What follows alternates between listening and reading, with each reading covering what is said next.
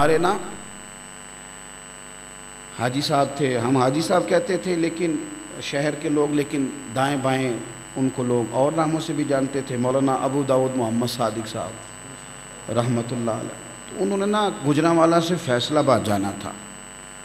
गाड़ी की सहूलत मुयस्सर नहीं थी, उनके साहिबजादे दो खादिम साथ थे, तो बस पे वो सफ़र करते थे।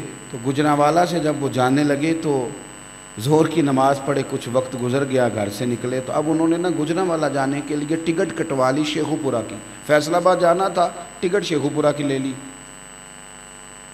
अब वो जो 7 लोग थे वो हैरान है कि चूँकि हमने फैसलाबाद जाना है और ये गाड़ियाँ खड़ी हैं फैसलाबाद की, तो माना समझ में नहीं आ रहा। चलें, हज़रत से कहा हुज़ूर शेखुपुरा जाना है। फरमाने लगे चुप करके बैठ जाओ। शेखुपुरा आ गया, वहाँ उतरे तो असर की नमाज का वक्त था। फरमाया इसलिए टिकट ली थी कि अगर डायरेक्ट फैसलाबाद जाते तो असर कज़ा हो जाती। गाड़ी वाला पता नहीं रोकता कि नहीं रोकता। अब वहाँ से ना एक और स्टॉप आता है रास्ते में जिसे शाहकोट कहते हैं।